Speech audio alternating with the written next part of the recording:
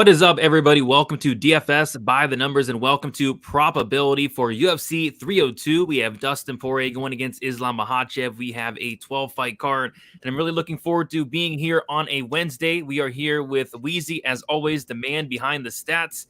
And then we have a special guest. Really looking forward to having Luke on the show.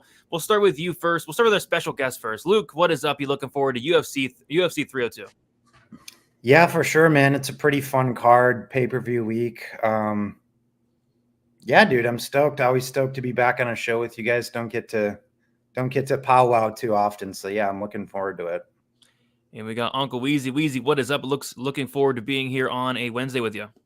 Yeah, man, I've been doing content all day today, but this is my favorite show to do of the week. I think it's the most useful show for my process in trying to find the right bets to pick out of the wide cornucopia of bets that are offered to us every week. I think it's this show that really kind of does the best work in terms of not just talking about it with you, but talking about it with a sharp guy like Luke, who we don't get to echo chamber with every week because Brady and I do all these shows together. We're always talking in the chat. So it's nice to get other guys' views on here. So I think that this is going to be a really useful episode. We're putting it out for free on YouTube this week to market this show going forward. This is what we're doing here on my Patreon. We're doing subscriber-only content with access to my betting models so that we can all together as a community, the people on my Patreon, find these bets together, help each other out, become better gamblers that make plus EV bets over a long term. And that's the way to be a long-term winning gambler like all three of us are on this show. So really looking forward to breaking down these fights with you guys. Luke, thank you so much for your time and coming on this show. And thank you to everybody that's watching, man. Let's find some bets together. Let's stack cashed tickets like flapjacks and really destroy these bookies for UFC 302. We'll have so much more fun watching it if we do exactly that. Yep, 100%. I put the link to Uncle Weezy's Patreon for the probability tier in the description. Me and Weezy go live every Wednesday for some probability, but yes, it'll be free this week, and looking forward to it. Before we get started, if you guys could like the video, subscribe to the channel. We did Stat Diggers on Sunday on my channel. I do want to say appreciate all support on that. Got a lot of great feedback, and a lot of people seem to enjoy it, so looking forward to continuing that. And yeah, let's shout out the chat. We got Elijah one. First one in the chat, what is up? Let's go. We got Sean V in the chat. Buffalo on the beat, Brady and Weezy. What's up, my guys? Thanks for doing this free this week. And no problem. We're looking forward to it. Looking forward to finding some spots. Glenbot, what is up? And a sniper saying you better move. You might get knocked out. Yep, that is no longer because they tried to, they flagged it. They flagged it. I can't use it anymore. So I got to come up with my own, a different intro, which kind of sucks. And then we got Lee Aussie 2, managed to catch us live from the UK. Love the show. Appreciate you. And they want to charge me $1,300 to replace a sensor on my car. My life is over, guys. There goes my UFC betting money this week. And I'm sorry, Dixon. That sucks. See, cars are expensive. It seems like everything's expensive nowadays. All right, guys. I say we get into it. And we're going to start with the first fight of the card. We got Andre Lima going against Mitch Raposo. We have Andre Lima, who opened up as a minus 250 favorite. He's currently minus 260. Mitch Raposo opened up as a plus 210 underdog. He's currently plus 220. The over-under is set at 2.5 rounds. The over 2.5 is minus 155. The under 2.5 is plus 125. The fight goes the distance, minus 130. The fight doesn't go the distance, is plus 100. Yeah, this is one where there's not going to be a ton of stats at all, really. You know, Lima has one fight in the UFC. It ended by bite. And then we had Raposo, who's fought on the Contender Series in the Tough House, but that's about it. So not a big sample size in terms of stats, Weezy, but is there anything sticking out to you on the first fight of the card here?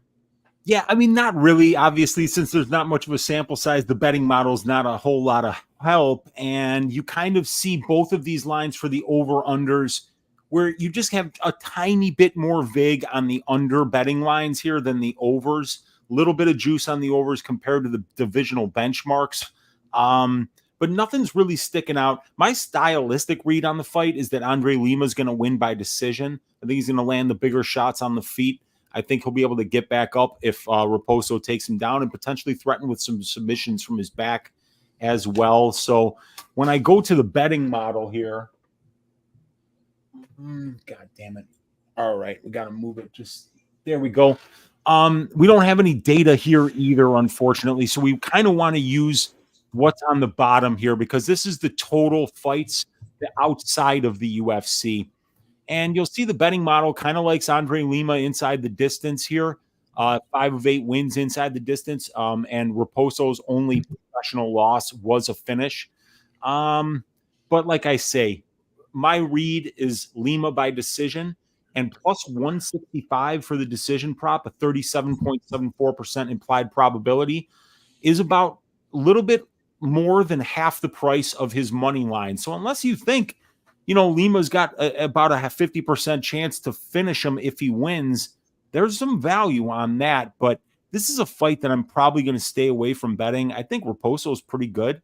Both these guys are really young, and they're both improving at this point. It's just Lima's got a lot more combat sports experience because of the kickboxing background. So it's probably one I'm going to be staying away from as a whole. What do you think, Luke? You got anything that's sticking out on this fight? Yeah, not too much. I'm kind of with you as well. Lima decision is kind of what my read is too. The issue with that, though, is I'm not overtly in love with the price, and then you factor in a super short notice nature for Raposo, just kind of in a vacuum for me and my style. I'm usually not running to the window to play decision props when someone's coming in on super short notice, just because, cardio dynamic, now you're dealing with, another different degree of volatility that it's a little bit more difficult to quantify. I do think Raposo's tough, though, especially with the wrestling potentially early to sap some minutes. To your point, I think Lima's going to be able to get back up, though, even if he's taken down. Raposo probably slows down the stretch and, Lima lands the more effective shots. So that's kind of what my general read on it is. But honestly, I would like to see a little bit more from Lima, and Raposo's most recent, run of wins, back on the regional scene is just, against complete cans. So it's all kind of meaningless to me. And then when he's fought a couple, respectable fighters, and Hadley and Sholinian, didn't particularly go well there. So I think Andre Lima gets the win, but this one's a pretty easy pass for me. Yeah. So, in terms of bets that are sticking out or plus EV parlay pieces, Luke, can I interest you in Mitch Raposo by sub at plus 1,300? No. It's a big number, at least, but, Mitch Raposo's got a pretty nice right hand, but I don't think he's knocking out a guy in Lima who's like a, really high level kickboxer. So, Raposo decision at plus 350, Lima decision at plus 165. I'm not getting to the window to bet either of those, and I'm not entirely sure that I'm ready to say that the betting model likes it. Brady, you got anything that's sticking out? Yeah, something I think is kind of sneaky is Lima by sub, just because he has 0 submissions, but he is a black belt, and I think Raposo's ground game is a little sus, short notice as well. Jake Hadley submitted him pretty easily on the mat, so I was thinking like a Lima subs, and I thought it was gonna be a better price, since it's never happened. I think they have it at, was it plus 600? I see 800. That's what I have in my betting template, and that must be the right one because Raposo by submission 13, Lima by submission plus 800. Man, that's a good number. On Bet Online, it actually moved to plus 500, which it might tell you something because Bet Online is like the sharper book, right? So plus 800. I want to see what FanDuel gets it out at, but I think like a sub prop for Lima could be sneaky. The guy's a black belt. He's been working on that grappling. And I think Raposo, the game plan is probably going to be to wrestle here. So I think at the very least, there's going to be like submission attempts. So I don't mind that. Yeah. What do you guys think about one of the Andre Lima points handicap by chance? Points handicap. Let's have a look. See, 3.5. It's minus 140 at minus 125 at Bet Online. I got 105 actually for the point spread for Raposo. I was saying for Lima. Oh, for Lima. Oh, yeah. Lima's minus 125, Raposo minus 105. You like Lima to cover that 3.5. You don't think Raposo maybe gets some takedowns early? Well, that's kind of the thing. It's like you're waiting. What percentage does Raposo like really sell out early to do things, then waiting potential like gas finish down the stretch? Once again, I guess I'm kind of grasping. Yeah. It would kind of be how much you would wait that. Obviously, for that to hit, you would need Lima to win, two solid rounds, or well, technically three, two two solid rounds and get a 30-27 on one of the three judges' scorecards, and you're covering, or if you get a finish, you're covering. But I retired from point spreads. I mean, these judges are trash. I mean, they're frustrating. Like, they're terrible. So I don't know, but not a ton sticking out for the first fight, I think. Yeah, that's all right. The bookies got to make the lines. We don't have to bet them. And, my stylistic read is fairly vague here, and we don't have much data to go on. So, but I like that Brady, that Lima by sub. That's only Raposo's only professional loss outside of the Shalinian one, which was an exhibition fight, is by submission. So Lima is a black belt. Not a bad look there at all. Yeah, I'm almost certain he's going to at least attempt a sub. So we'll see. Agreed. And he probably gets taken down too. So I at plus 800, that might be worth a quarter unit sprinkle. Yeah, I might look at that, like a quarter unit, and then I want to see what FanDuel has as well. So yeah, that could be a potential small play. All right, we'll move on to the next fight. We have Ailin Perez going against Joselyn Edwards. We have Perez opening up minus 250. She's currently minus 185. Joselyn Edwards opening up plus 200. She is currently a plus 160 underdog. The over-under is set at 2.5 rounds. The over 2.5 is minus 280. The under 2.5 is plus 220. The fight goes to decision is minus 260, and the fight doesn't go to decision is plus 200. Wheezy, we have a lot more of a sample size here. So what is sticking out to you on this fight? Yeah, so Joselyn Edwards goes to decision in all 7 of her UFC fights. Ailin Perez has been to decision in 2 of 3 fights. So we've got 90% of their combined UFC experience for 3-round fights is seeing the scorecards here. And we have these lines here overpriced according to the benchmark by only about 6 or 7%. So when we take the metric comparison that we have here in row 12, the one in 18 and the one in 19, we can find the sum of those 3 comparisons in row 27 and the average of those 3 comparisons in row 28. And you're just going to see a bunch of green down here for these overs. And that's because the prior experience for these 2 ladies is showing a bunch of overs. Now, I went the other way from the data here. The data is telling you to bet the over.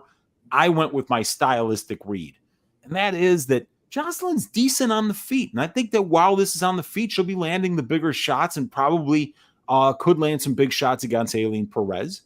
These ladies hate each other. They've gotten into a fight for free at the UFC PI that happened just before the Pudilova fight for Ailin Perez. And I think that Ailin Perez is going to take this girl down easily, get to dominant positions fairly easily, and beat 7 shades of shit out of her. And because of the hatred that they have, I think that this thing's going to finish inside the distance. Now, it's tough to make that bet. You got to get big plus money numbers, and we are. Plus 210 for fight doesn't go, plus 235 for the under 2.5. And these lines have been shifting.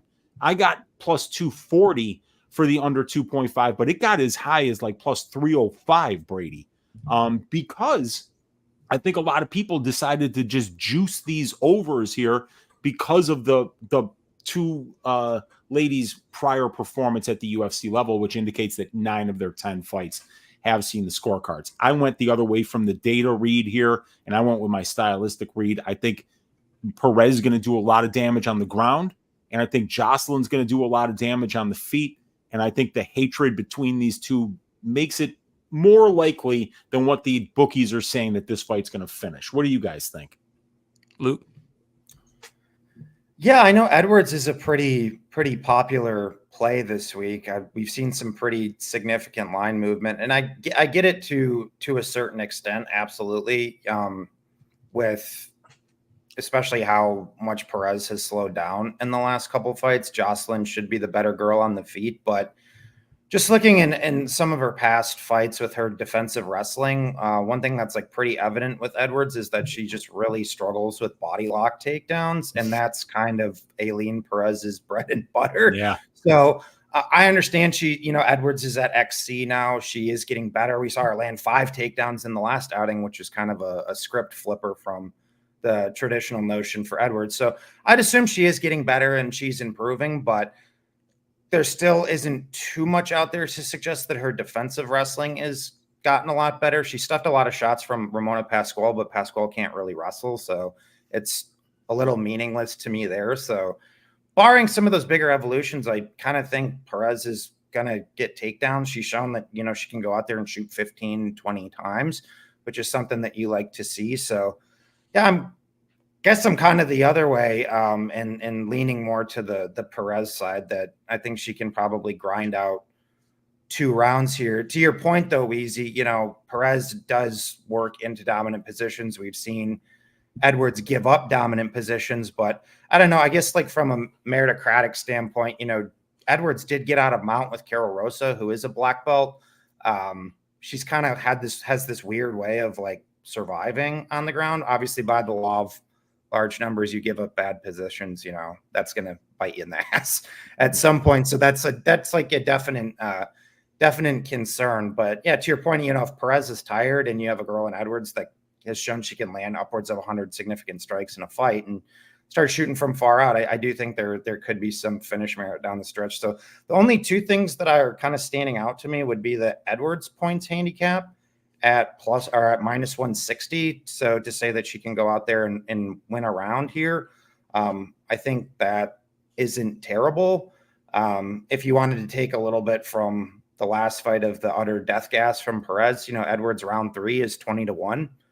Kind of interesting if you think she can go out there and really put it on her. So those are kind of the 2 I think that stick out to me from a betting perspective, despite me actually picking Perez to win.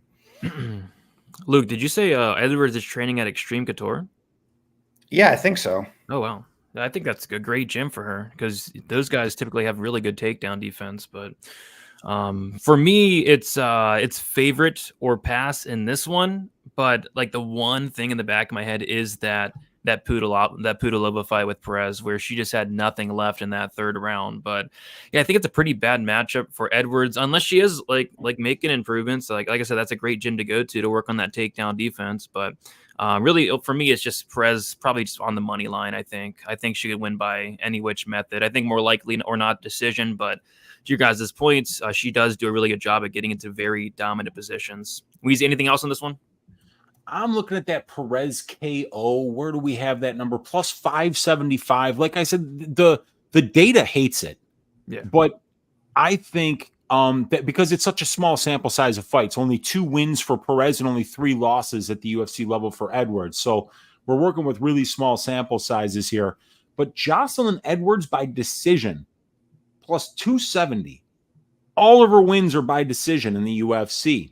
And her money line is plus 170. So you're getting about 10% off the implied probability of that money line to get it at plus 270. And I think that that's probably the way you play the Edwards side. But me, I kind of like Ailin Perez inside the distance at plus 400. And I like even more Ailin by KO at plus 575.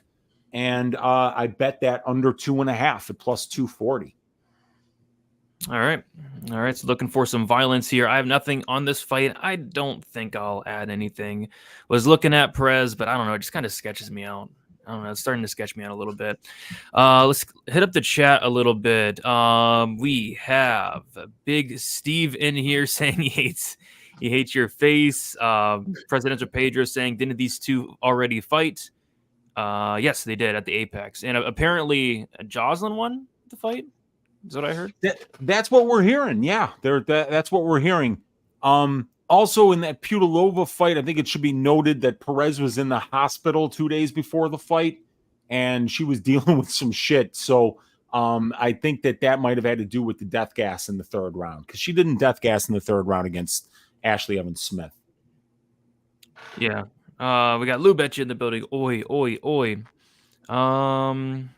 We'll talk about that Islam fight. And yeah, I might have to make a rapping intro, something like that. Just get something on there. And also, Ailin Perez was the first ever UFC fighter to neutralize the OnlyFans fade since we started tracking it. Yeah, that is true. That is true. All right, guys, we'll move on to the next fight. We have Bassil Hafez going against Mickey Gall. We have Hafez, a pretty big favorite, opening at minus 450, currently minus 350. Mickey Gall opened up plus 350, is currently plus 285. The over-under is set at 2.5 rounds. The over 2.5 minus 135. The under 2.5 is plus 105. Weezy, is that right? Or is fight odds being wrong? For the over here, or what are we talking? It says the over 2.5 is minus 135. I got the over 2.5 is minus 107. Okay, yeah. So it could be that it's shifted since I put these lines in. I'll go double check because that seems off. But anyway, the fight goes to decision, which is correct. It looks like is plus 115, and the fight doesn't go to decision is minus 145. We'll start with you, Easy. What are you liking for this fight? Anything sticking out? Let me see here. Let me just put these lines in real quick, and then the under 2.5 for or under 1.5 is 155 and minus 185. So that's what we have here. So the 2.5 I got off of Bet Rivers probably.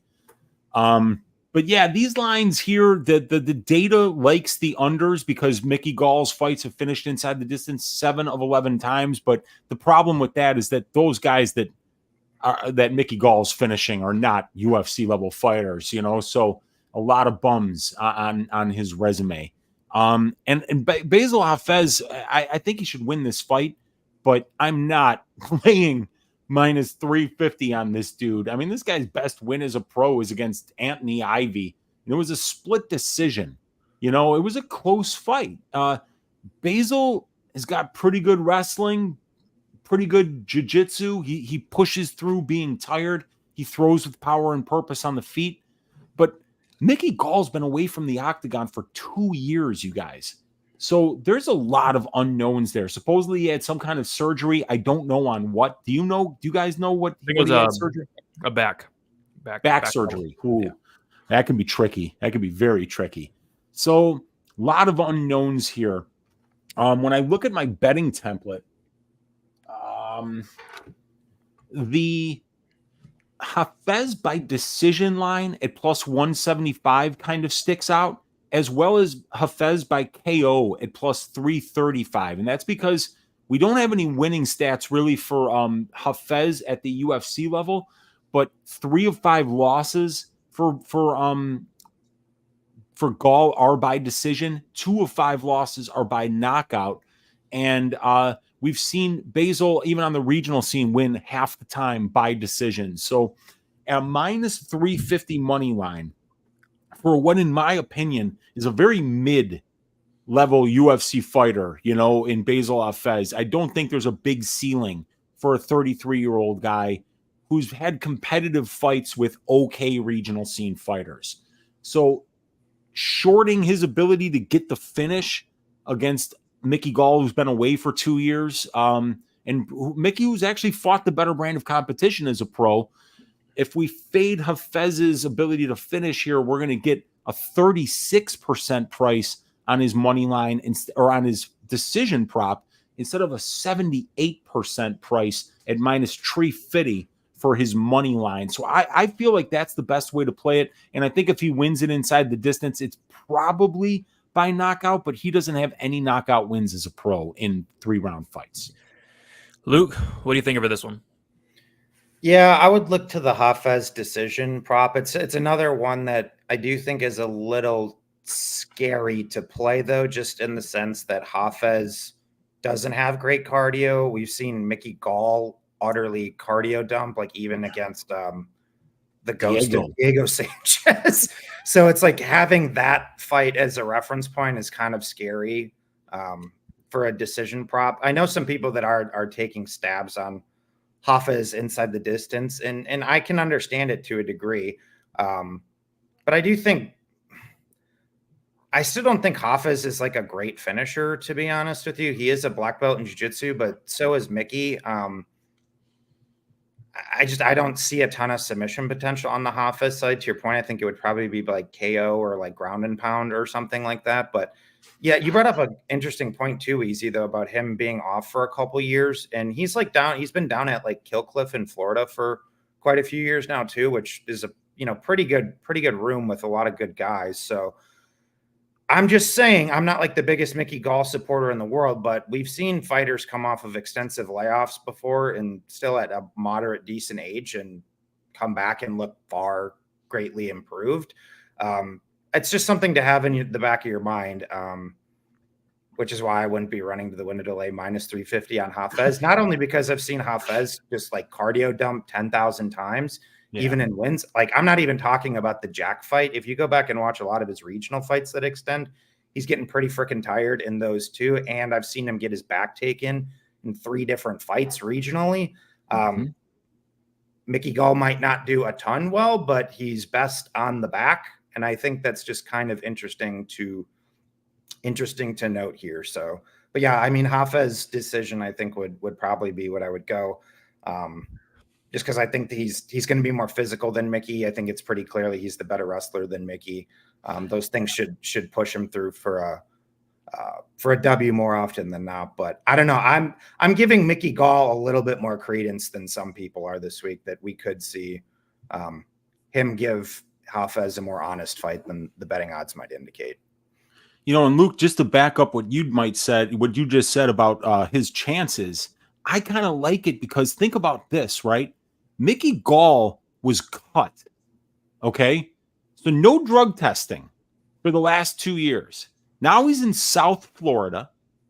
And I hear that the vitamins in South Florida, the sunlight, the vitamin D that you get from the sunlight, you get that George Hamilton type tan.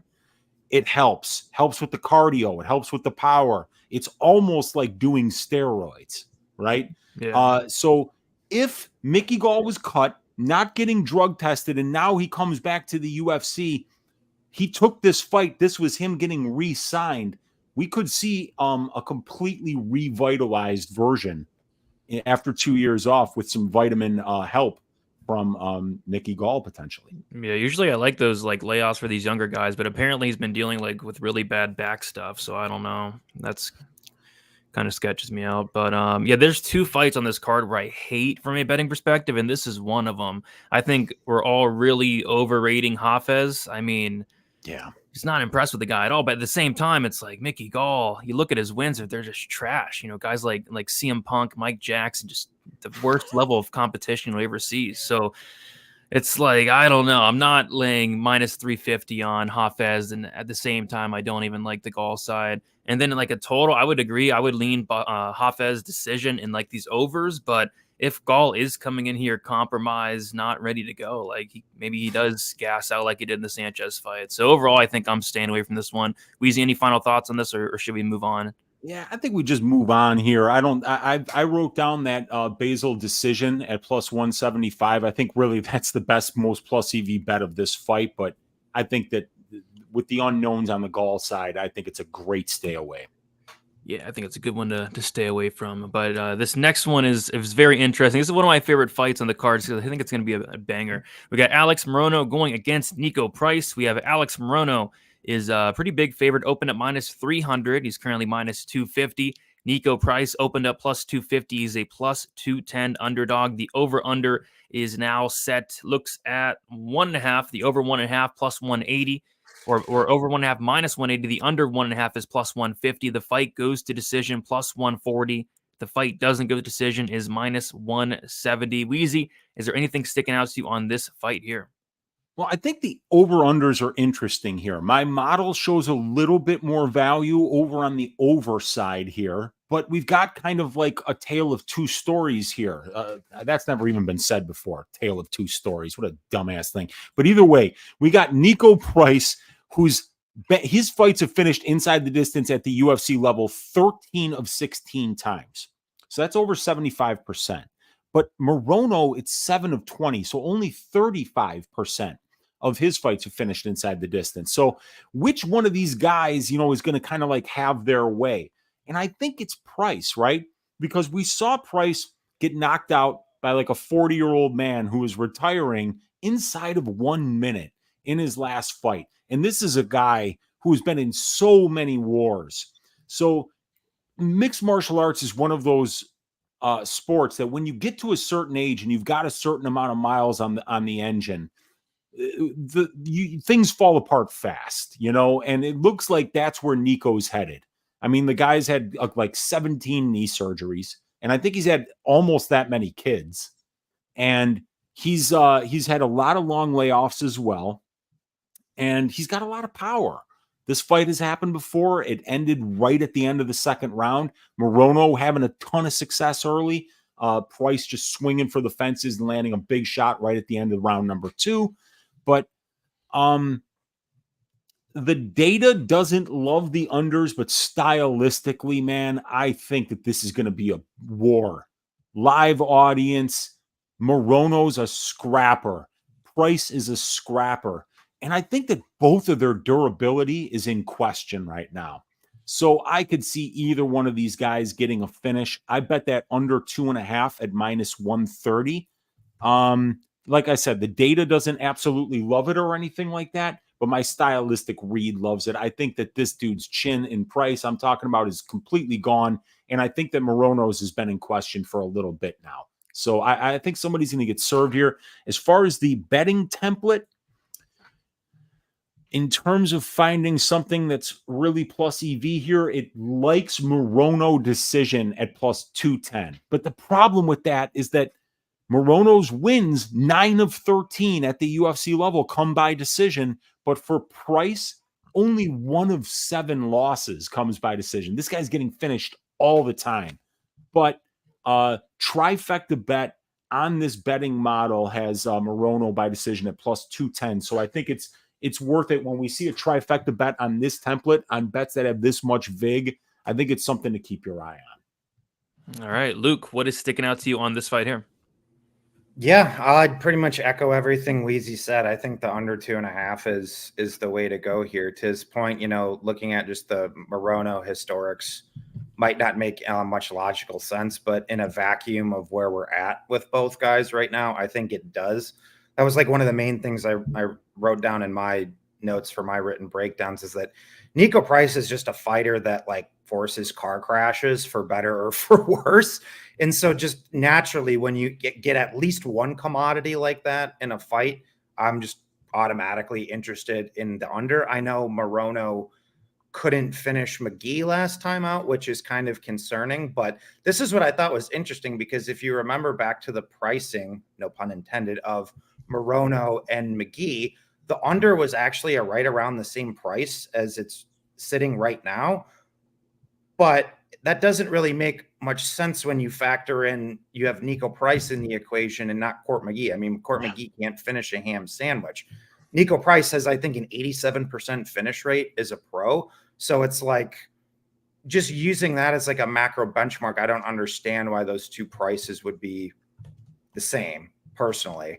To your point, I mean, Price seems like he's probably a bit washed at this point, but you even look at some of these fights from Morono, he's like winning the Pons fight and then he dies at the end. He nearly got decapitated by Matt Semmelsberger, if you remember that fight. And even in some of these wins, I don't think Morono is necessarily looking great. Like, I mean, like the ghost of Court took a round off of him. I think he might have actually outlanded him at distance, if I'm remembering correctly. He did. So Morono is still a guy who I do think of the two is just a bit more consistent, which is kind of crazy to say, but of the two, he is the more consistent guy. I think he is in the better part of his career of the two once again, but Morono's still kind of a bag of milk, where it's like, he can't be laying too much juice with it. I think both guys can absolutely hurt each other in this fight. And I think it's going to be a war. So give me violence.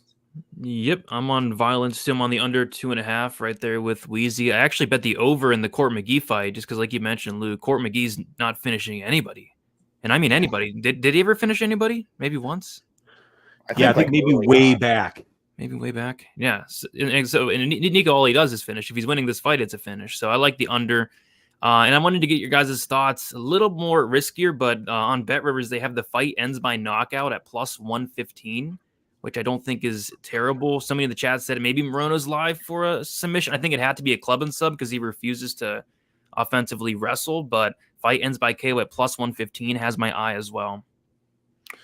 Yeah, that's interesting, because Price has only been subbed once as a pro. Alex Morono's never been subbed, but Morono's been knocked out twice. And Price has been knocked out 5 times, you know? Oh, wow. So, right, just on the losing stats, right? These guys are way more likely to get knocked out than they are to get submitted. And then on the winning side, 6 total knockouts for these guys, 4 total submissions. So about 60% of the win condition is on the knockout side. But on the losing side, which is 50% of a finish, you know, somebody's got to win, somebody's got to lose. But on that losing side, which we usually get a smaller sample size of fights, it can often be a little bit more predictive. And in this case, we're talking 87.5% of the losing equity, 60% of the winning equity. So we should probably get that fight ends by KO at about 70% of the implied probability of the fight doesn't go. If we're getting it at that number, Brady, I'd say it's a decent bet. Yeah, I don't think it's a terrible look. Aussie saying fight ends by KO plus 105. Because Morono, like I said, Morono is a black belt, but he literally refuses to use it. Morono, baby, give me the under 2.5. Who's more durable, Tim Means or Niko Price? I think they're both really, really towards the end of their durability, which is crazy. Means is like 41. Price is only 34, I think, but Price has 70 kids, which will put years on you very, very quickly. All right. I think we can. Yeah. Any thoughts on the new gloves? You guys see the new gloves today? No, but I'm hearing people bitching about them. I know. I saw. Yeah, that's one thing when you're doing a sport like this, you know, when somebody tells you that you're forced to wear new equipment, that is not going to ever be popular with the fighters because it's an adjustment for everybody. And nobody wants to go through an adjustment when you're in a cage in your underwear fighting for your life. You don't want, like, you know, something not feeling right with the equipment messing up with your, you know, your ability to be able to carry out your game plan. Yeah. I also don't think it helps that you know, your 155-pound champion is saying they're bullshit too. Somebody in their design department or whatever might be getting the boot soon. You never know. Yeah. We'll see, man. We'll see, because the fighters, that's going to be a point of talk after this event.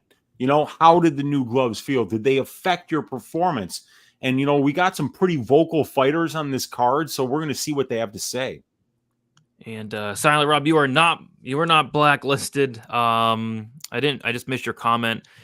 The Great White isn't losing, says Silent Rob. I'm trying to get to as many comments as possible, but we want to do this less than 3 hours. So we got to try to. I don't want to be here till 1 o'clock, so we got to try to roll through it. So we'll move on to the next fight. And I mentioned there's 2 fights I just want absolutely nothing to do with, and this is just one of them.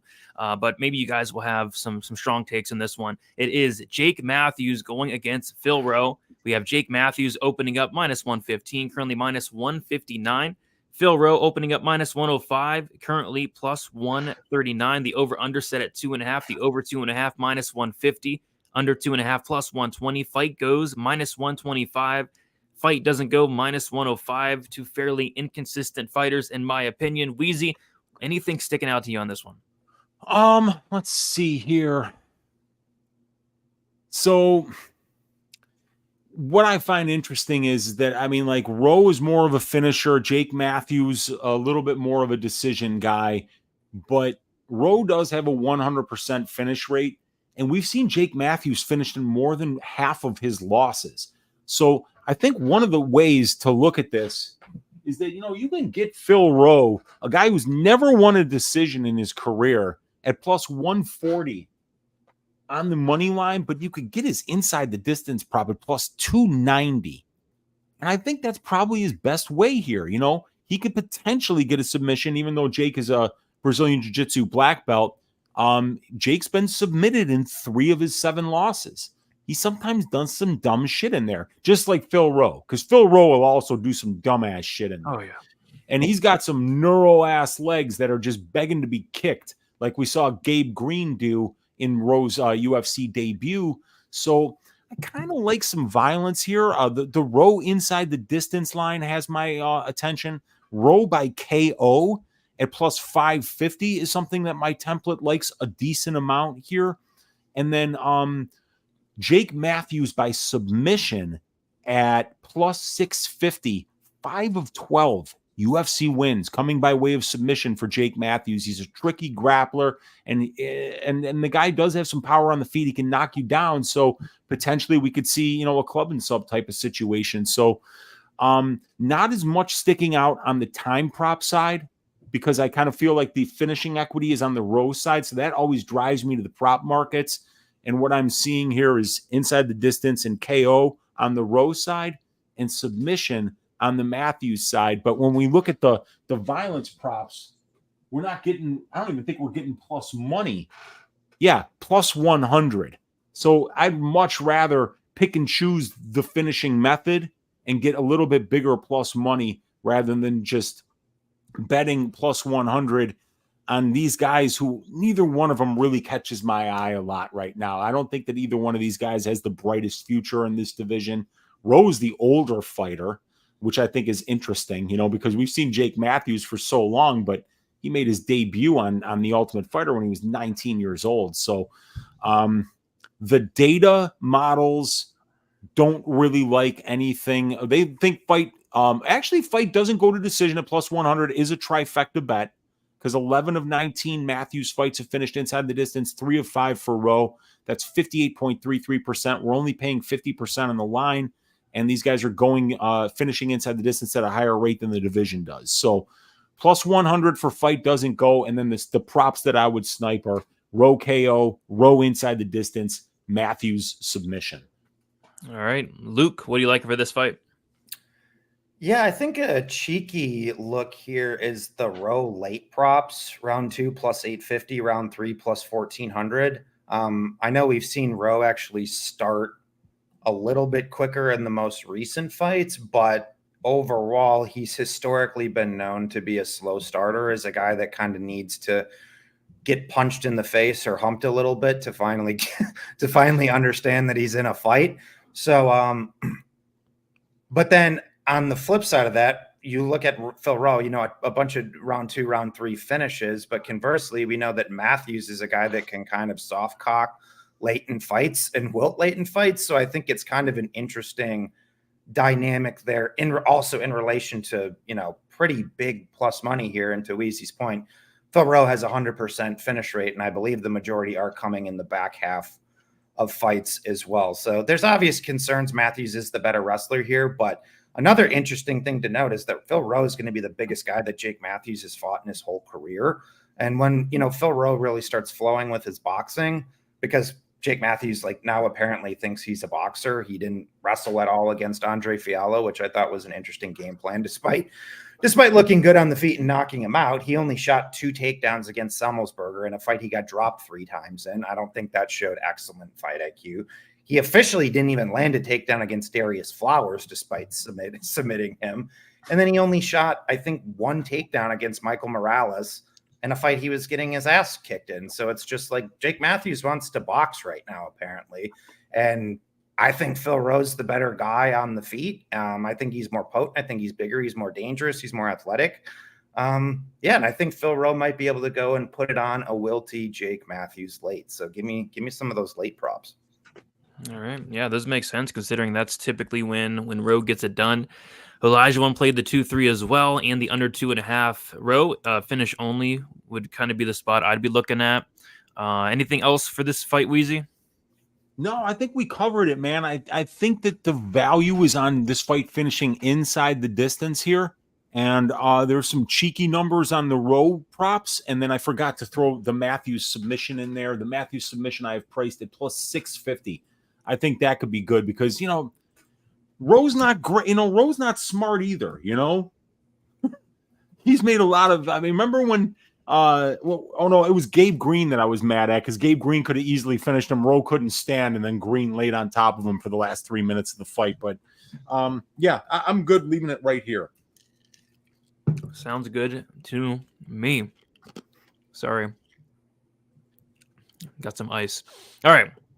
Moving on to the next fight. We have one of the biggest favorites on the card. I think the second biggest behind Islam. It is Grant Dawson going against Joe Solecki. We have Grant Dawson opening up minus 450, currently minus 520.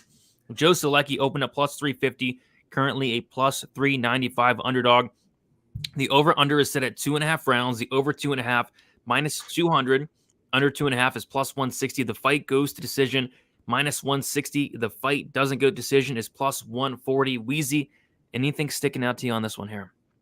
Dude, like this fight doesn't go to decision at plus 140 is very interesting. I always love betting Grant Dawson fights don't go. His durability is seriously in question right now. Solecki's got a really tricky submission game, and Grant Dawson's ability to just get to your back and stay there for an absurd amount of time, 12, 13 minutes in a 15-minute fight. It's always been there. So I bet Solecki by decision. I put a half unit on it. It opened up at plus 465 on Bet Online. You mean Dawson submission, right? Dawson submission. Sorry, yeah. Dawson submission plus 465. They open it at the same price as the KO prop. And I just find that strange because, you got a guy in Dawson who's got 13 wins by submission and only 4 by knockout. So I had to take a shot on that. Now it's moved quite a bit. I think it's like plus 300 on Bet Online. But fight doesn't go to decision is the favorite bet on the over-under template here at plus 140. And I already laid out the reasons why I like that.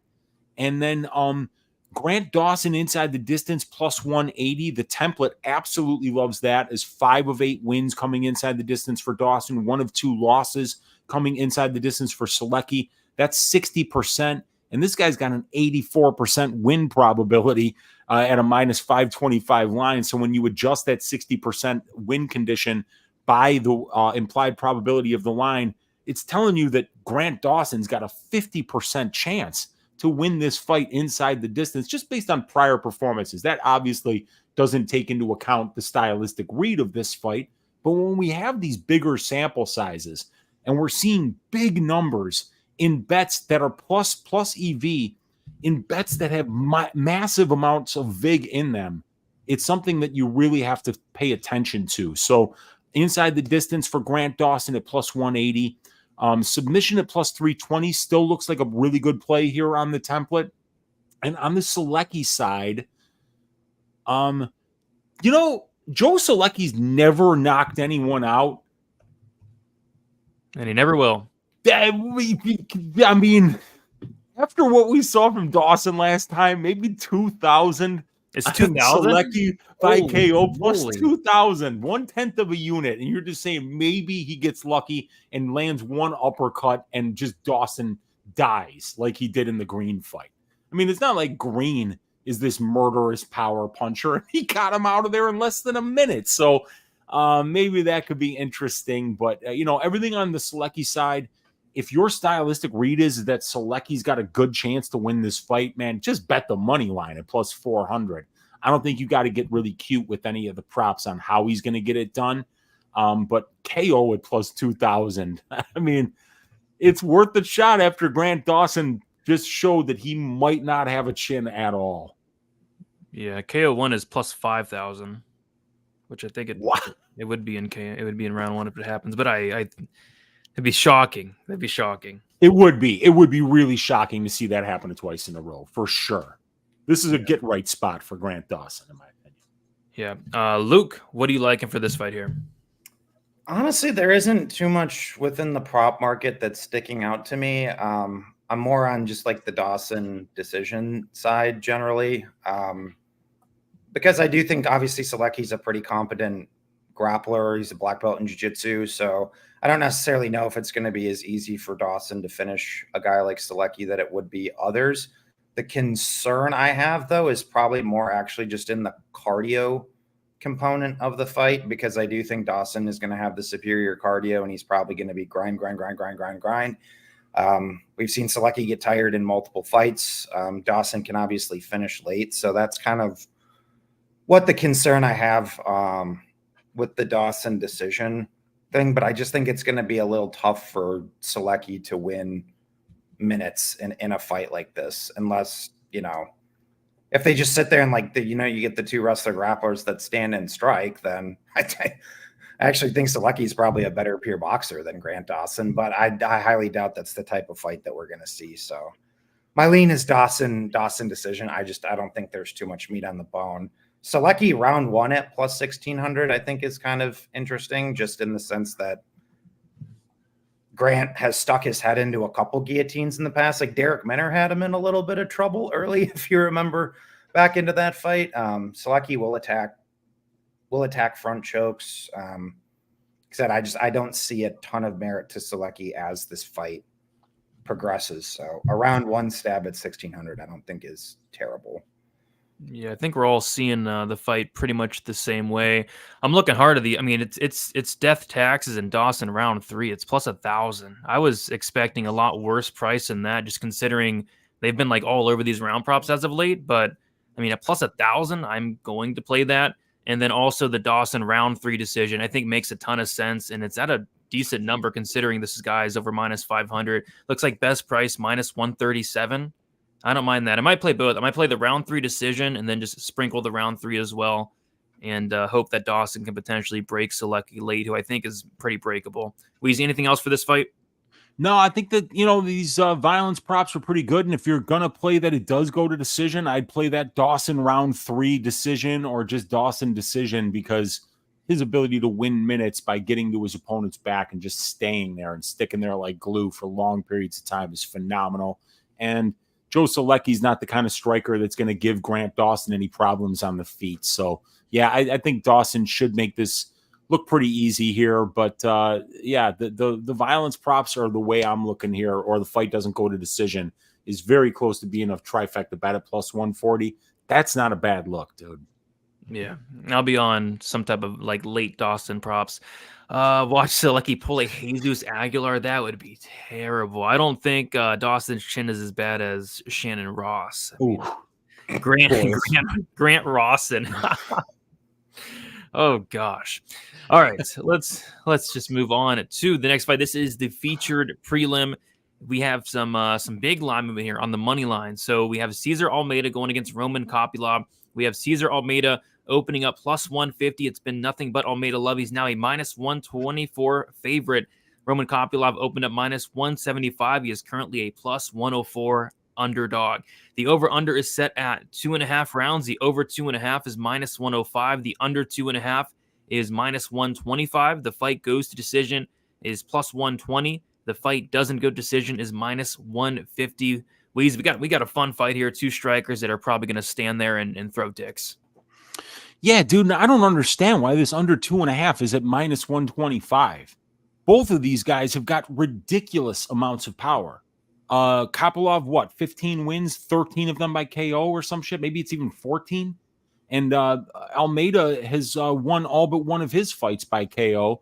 And the one that wasn't won by KO was just because the guy was like trying to hump his leg for the entire fight. And even Almeida was beating 7 shades of shit out of that dude on the ground.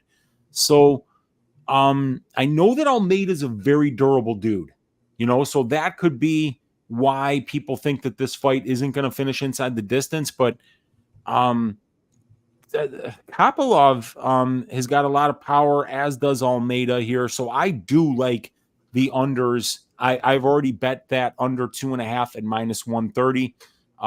Just laid the 1.3 units to win one there. And in terms of, we don't have much of a sample size here because Almeida's only got 1 win and Roman's got 4 wins, but we haven't seen Almeida lose yet at the UFC level. But you know what I think that the data hates, that I think is the most interesting line on this fight, is Roman Kopylov by decision at plus 3 is very durable. I don't think this guy hasn't been knocked out in 3 fights against Alex Pereira. So we know that he's durable and he's a very good kickboxer. Here's another thing that we know. Everybody's on Almeida. So if Almeida wins this fight, the bookies get rinsed. And we are in the mob capital of the world, beautiful Newark, New Jersey, ladies and gentlemen, where a lot of chicanery can happen and a lot of shitty judging can happen. So you put all that into the blender that is UFC 302 and you see what comes out when you frappe the shit out of it. Could be some chicanery, and we could get the now underdog here in Roman Kopylov to win by decision against a very durable guy at plus 390. Like I said, the data absolutely hates it, but my stylistic read likes it. Cesar Almeida inside the distance at plus 220. That is also very interesting, as we've seen.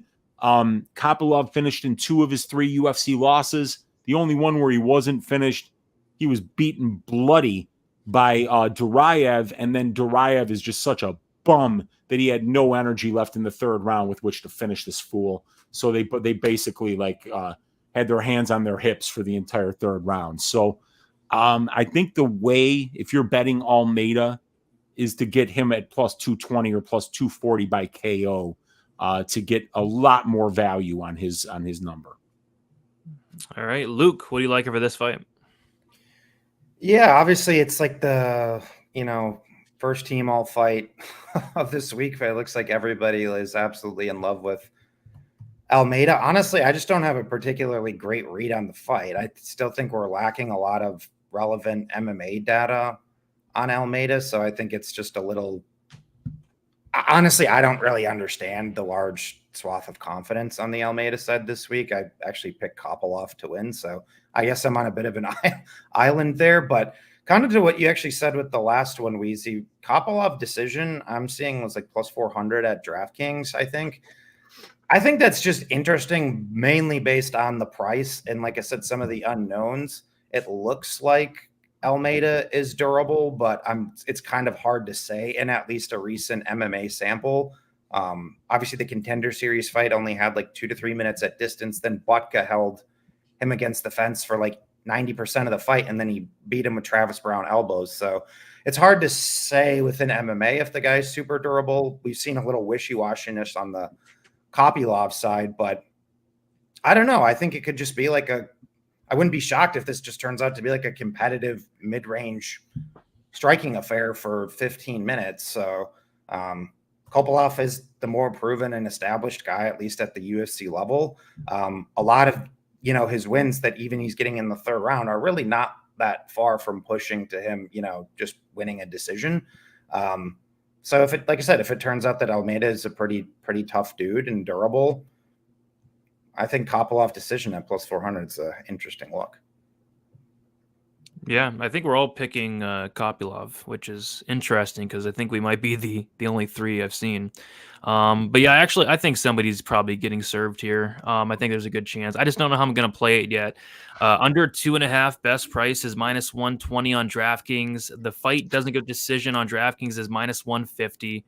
I don't mind that. What I also don't mind is like fight that ends in 2 and 3 in general at decent prices, just because Kopylov fights, I think only one has ended in the 1st round, but when his fights are ending, it's like 2-3. So I think it could be like an attritional on either side. We've seen Kopylov slow down, and 2-3 is typically where he's getting a lot of these finishes even. So ends in round 2 plus 420, ends in round 3 plus 600. I think I might look at something like that. I'm not sure though, but I'm going to be playing violence in some type of way. I just don't know what I like yet. The under, the fight doesn't go. And ends KO I was also looking at, but it's not much of a better price. I think I saw minus 125 for the ends KO. Do you think there's any chance of a sub? Because maybe that is decent. Yes, I do. Cesar Almeida trains at Extreme Couture. He's in a good room with a bunch of good guys, and he's showing off a pretty good ground game. And that's how Kopylov loses. He gets submitted. He got submitted by fucking Carl Roberson Please, for the love of God. I mean, it's on the table. So that's why I say, instead of going Cesar Almeida KO at plus 240, don't get greedy. Just go 220 inside the distance and have that submission on the table, because Kopylov can get submitted, believe me. That'd be hilarious. Almeida round 2 submission plus 6,000. Almeida round 3 submission plus 7,500. You heard it here first. Wheezy called it. All the units.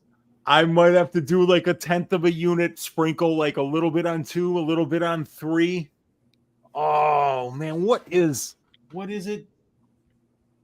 2,000 plus 2. The prop template loves it. It's the biggest trifecta bet, but Cesar Almeida's never won a fight by submission. So that's the problem with small sample sizes, that the data isn't quite as helpful. But that's why we do this show, so that you're not just looking at a spreadsheet and saying, it looks green, I think we should bet it. No, we got to talk through this shit. We get the stylistic read means just as much, if not more, in certain cases than the data read. So that's why we do this show, to walk people through this data and also talk about the stylistic reads for the fights, because that's where you're going to find the best bets, is where the stylistic read meets the data. Yeah, that'd be crazy. And I do think it would be in like 2-3, because I think it had to be like Kopylov, like Death Gassed, and I don't know. We've seen some crazy things happen, but yeah, it's a very interesting spot. I don't have a bet yet, but there are some things certainly sticking out. Yep, this is a great fight. Absolutely. Let's see. Elijah one saying, yeah, Elijah one liking it. The big submission props. Kopylov southpaw stance and kicks are going to murder Almeida. He has nasty kicks. He beat Pereira in 2013 when Alex went pro in 2012 and started training in 2010. His win over Alex basically means nothing. Yeah, it was a long time ago. What is that? I'm not the best at math. What, 12 years ago? Mm-hmm. Around there. Ooh, yeah, I'm pretty good at math. 2012. 12 years. He went pro 12 years ago, and they beat Pereira 11 years ago. I just got brought a beer. How about that? Oh, it's been a long day. There you go. What kind of beer? Anything good? This is a half-acre Daisy Cutter Pale Ale, and most importantly, Brady, it comes in a 16-ounce can, not a 12-ounce can, so your Uncle Wheezy can get good and fully croissant this evening. No Bud Light seltzer for you tonight? No. No, and I know my guy Luke. We got to meet in person one day, and we'll see who can drink more Busch Lights. It'll be a real treat. Challenge accepted. Yeah, Almeida's going to be pretty high owned. He's 8,000 on DK, and everybody's on him. All right, so interesting fight there. I think we found some spots. Moving on to the main card opener, we have Randy Brown going against Elizeu Zaleski Dos Santos. We have Randy Brown opening up -170. He's currently -175. Dos Santos opening up as a +145 underdog. He's +150 now. The over-under set at 2.5. The over 2.5 -130. The under 2.5 +100. The fight goes to decision -105. The fight doesn't go to decision is -125. Wheezy, is there anything sticking out to you on this fight here? No, man, I've got no bets on this fight, so I was hoping you guys could talk me through your stylistic reads, and maybe we can find something that the data backs up. I have nothing either, so hopefully Luke can help us. Yeah, there's actually a play I do. I like the under at plus money in this fight, actually a decent amount. Zaleski is a guy I've always been a pretty big fan of, and he's actually made me a lot of money over the years, but he's 37 years old. I think he's really getting to that point, despite, performing admirably recently. I think he's really getting to that carpet dropping point. And it's pretty hard for me to ignore him getting hurt early by Abu Bakr Nurmagomedov, who doesn't hurt anybody. Bakrdinov also hurt him early in the last fight too. The Lee fight, I know, is a little bit ago, but there's certain aspects of going back and watching that fight that I think Randy Brown is going to be able to potentially help duplicate. It's really the right hands that Zaleski continuously has struggled with throughout the course of his career. And, that right cross is really Randy Brown's best punch when he really starts flowing and moving. Conversely, we've seen Randy Brown get hurt a bunch in the UFC as well. And, if Zaleski can kind of get in on the inside, chop some kicks, we know Randy Brown can softcock too and go down if he's able to get on the inside. So I don't know. I think this fight, I think there's going to be finishing sequences in this fight at the end of the day. Maybe it turns out to be like a 3-round war trap type of thing, but I don't know, just factoring in size, youth, length, speed, but you still have the wily savviness, of the vet in Dos Santos versus a guy in Brown who's always been a bit of a flake in certain standpoints. I think this fight's going to finish. I don't particularly agree or understand why it's plus money. Yeah, that's interesting, because everything that you said about the stylistic read lines up with this being a perfectly priced bet. This is a bet where we really only have vig in the price. So it's fairly priced at plus 100. But yeah, man, Zaleski getting dropped right away by Renat. And then not only that, coming this close to finishing him at the end of the fight too. He murdered poor Benoit Saint-Denis. And the reason we haven't seen Vyacheslav Kisiev is because he's in a Russian gulag right now after that reffing performance. So I think that there's, even though only 5 of 14 Zaleski fights have finished inside the distance, that number could be closer to 8 or 9, actually, with some of the fights that he have come very close to finishing. Randy Brown finishing fights, 10 of his 17 UFC fights have finished inside the distance. Not a durable guy. Finished in 4 of 5 losses. So there's finishing equity on the Zaleski side, and there's a lack of durability on the Brown side. And then there's that youth and that length on the Brown side, and the ability to land a good pinpoint strike, and the long limbs that could set up a submission potentially. So I'm with Luke here. I think fight doesn't go to decision at plus 100, or that under 2.5 at plus 125. They've both got some pretty good value, but I would much rather go with the fight doesn't go, because Zaleski's had 2 fights finished in the last 2.5 minutes of round 3, and Randy Brown has had 1. So they've had enough fights finished late that you don't want to leave those extra 2.5 minutes on the table. Yeah, makes sense. I retired from betting Randy Brown fights, so I'm probably going to sit this one out. But probably smart. yeah. Just some fighters, you got to retire betting on them, and he's certainly one of them. But yeah, potential violence here could be interesting. And by the way, where have I been? Did you guys know that they moved the Price Morono fight to the main card? I saw that on UFC stats today, and I'm like, that has got to be a mistake. They didn't update it on Tapology yet, and I think the UFC is making a mistake, or maybe Alex Morono's cousin is working over at UFC stats, and he's like, oh, let's put him on the main card. Let's see if this works. Yeah. Because man, they got to put, if they take Jailton Romanov, if I have to not watch Romanov get his fat ass shaved on the pay-per-view, that's going to really fuck with my mental well-being. I'm pissed off at him.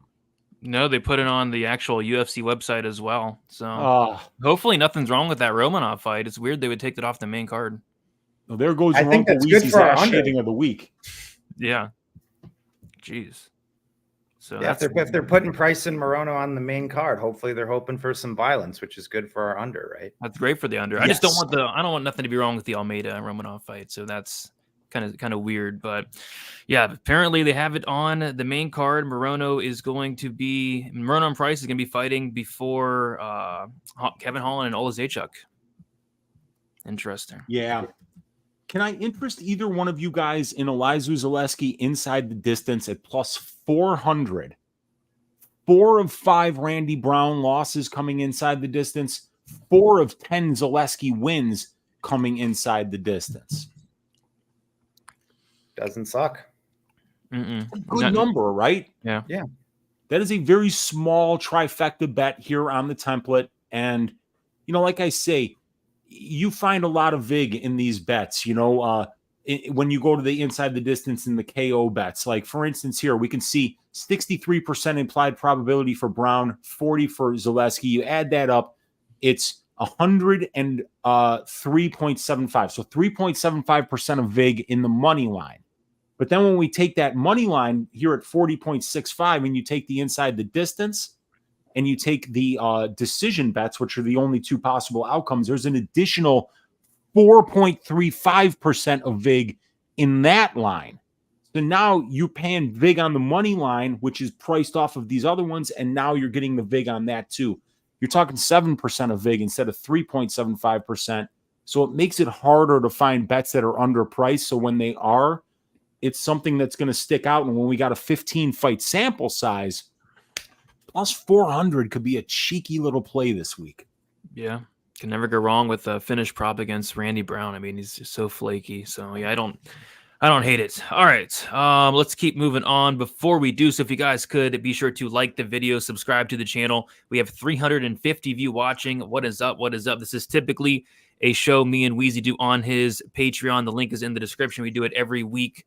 But we wanted to bring it to you guys today for free since it is a pretty big card in UFC 302. All right, so we will move on to a very fun fight here. We got Jailton Almeida going against Alexandr Romanov. We have Jailton Almeida opening up minus 450. He went all the way up to minus 225. He's back to minus 310. Alexandr Romanov opened up plus 350. He is currently a plus 260 underdog. The over-under is set at 1.5 rounds. The over 1.5 is minus 105. The under 1.5 is now minus 125. The fight goes to decision is plus 250. The fight doesn't go to decision is minus 325. Weezy, I know you have a million bets on this fight, so so I know you have a lot to talk about. Dude, what did you say the over 1.5 was at this point? Minus 105. Minus 105. Okay, cool. Because that did move some here. Yeah, I mean, like, you're going to have to remind me all the bets. Did I parlay the under 2.5 rounds here? I don't remember if I did that or not at this point. Oh, yeah. I did parlay that up? Okay. Yeah. So I think I parlayed that up at like minus 185. I have Jailton inside the distance at minus 110. What else did I do? I think you had a Jailton parlayed. Oh, yeah. I parlayed his money line. It's the grapple fuck parlay. We're going with Jailton Almeida and Ailin Perez. It's plus money, ladies and gentlemen. You can't beat that. And I think that they're both going to absolutely grapple fuck their opponents here. Almeida, 17 3-round wins in his career, all 17 of them inside the distance. He is an absolute finisher. Romanov is not a guy who looks good on bottom position. I think the Brazilian jiu-jitsu gap in this fight is absolutely massive. And that's the thing. Like, Romanov could get a takedown if he wants to wrestle offensively, but every time he wrestles offensively, he takes Jailton where Jailton wants to be, and the gas tank empties a little bit more. And that gas tank empties quickly, ladies and gentlemen. Complete quit job in round number 3 after wrestling hard for 10 minutes with Juan Espino. That was a very high-paced fight, though. So I think that was actually a really good performance by Romanov. But I think it's honestly the best performance of his career, because he's either beating bums since then or looking like complete trash after round 1. And that's going to be a problem against a guy like Jailton. And the thing that I think people are missing here about Jailton is, like, he loses to Curtis Blades. And he won every second of that fight up until the last 5 seconds. You know, it was just like his controller broke. He went in for a single leg and then he just fell down, and then he didn't get his head out of there, and the fight was over. It could happen again, of course, but I kind of feel like outside of a mean finish like that, Jailton's going to out-grapple this dude. Plain and simple. The conditioning gap is massive. The Brazilian jiu-jitsu gap is massive. The physical and athletic ability gap. Now, I'm not talking about the ability to eat donuts. I'm talking about the ability to actually go out there and perform at an athletic level. That's going to be on the Jailton side as well. So I think this is going to be the cheapest that we're going to see Jailton for a minute. And I think he's going to expose the bad cardio, the bad conditioning, the fatness of Alexandr Romanov. I mean, and we've seen Jailton throw around some fat pigs like Derek Lewis, like Parker Porter. He doesn't have any problem getting these guys to the ground. And when you got a big fat ass, it's so much harder to get back up. So I think Jailton's going to cruise here. Love him inside the distance. And the template as well likes the KO at plus 350 more than the sub at plus 175, because Jailton does mix it up. He'll land ground and pound sometimes. Sometimes he'll go for the sub. So if you're going to try to get cheeky, go for the one that's cheaper at plus 350. But Jailton inside the distance is what I'm looking at here. Yeah, you know how they do the media day and stuff in the pictures, and some people were giving Romanov crap for the shape he was showing up in. Shout out to Ben Davis. He said, bro got in shape for one fight and said, never again, which that is true. He did get in shape for one fight, and then since then it's been bad. But this is what he's coming in at for this week, which I that's better than I expected, honestly. I was expecting like the worst case scenario. So still it's not horrible for him. It's not horrible for him, yes. Yeah. But yeah, people were like trashing him. I thought, hey, he looks better than I thought he was going to look. Just terrible. So we shall see. Luke, what are your thoughts on this fight here? Yeah, I don't have much betting interest on this one, to be honest. Mainly just because I don't. Obviously, the markable difference is to Weezy's point. Is the jiu-jitsu advantage for Almeida seems pretty wide, which is makes logical sense as to why he's the favorite. Or I should say at least this big of a favorite. But we still haven't seen Romanov wrestle defensively all that much throughout his career. And so I'm just kind of curious if there actually is a massive cardio gap in the fight. I'm not necessarily sure that there is. There could be. Obviously, seeing, especially, watching the Romanov Volkov, do death gas in a minute. I was there live for that. That was absolutely hilarious.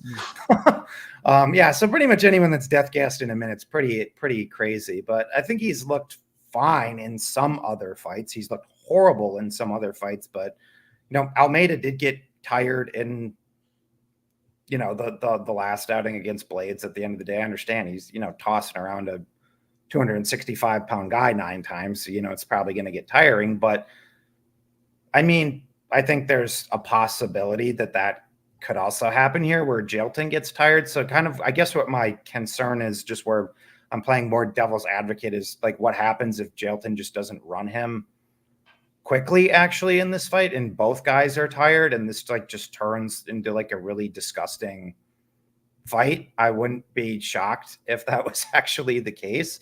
And I thought Romanov's actually, his last fight against Ivanov was kind of good to see. It was kind of a sloppy fight generally, but the guy did show that he could strike for 15 minutes. That's something we'd never really seen from him before. And you can say what you want about Blagoy Ivanov, but Blagoy's not an easy guy to go out there and, beat clean and look good against. He's a tough guy. So I don't know. I thought we saw a little bit of at least maturation potentially there from Romanov. So I'm not entirely counting him out this week, but to Weezy's point, I think there's a pretty markable, jiu-jitsu advantage, in general athleticism advantage in this fight. So I think Almeida is the deserved favorite and he should win, but pretty big pass all around for me.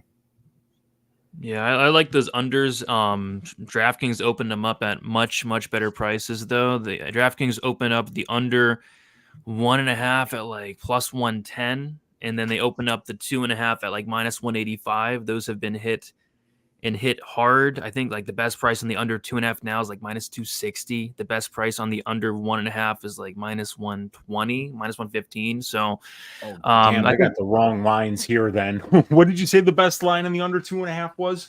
The under 2.5, I have minus 260. I'm seeing. Yikes. And what are the up for the fight doesn't go?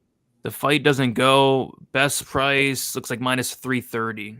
Yikes. Well, we beat a lot of line movement there, and the under 1.5 is still minus 125 over minus 105, right? Say that again? Yeah. Yep. You got it. Perfect. So yeah, I don't want to touch those, but another spot I was considering, we've been talking about this throughout the week, Weezy. I think the fight ends by knockout is interesting at plus 225, just because I feel like both guys have some quit in them, and I feel like if either guy ends up on bottom, could see them covering up. And Romanov has really good ground and pound. Jailton has really good ground and pound outside of the Lewis fight. So I think fight ends by knockout at plus 225 was another spot I had circled. Neither guy's lost by sub. They have 3 losses combined by knockout. So I don't hate that as well, considering the fight doesn't go decision is now like minus 330, something like that. Yeah, my model, the favorite bet on my model right now for time props is the fight doesn't start round 3. It opened around minus 135. That's pretty damn near a trifecta bet. And every Almeida fight that's finished is finished in the first 2 rounds, and 5 of 8 have finished for Romanov in the first 2 rounds, and only 1 fight of his finished in the 3rd round. And it was because of a decision. It was because of a stoppage. So that fight actually did go to decision.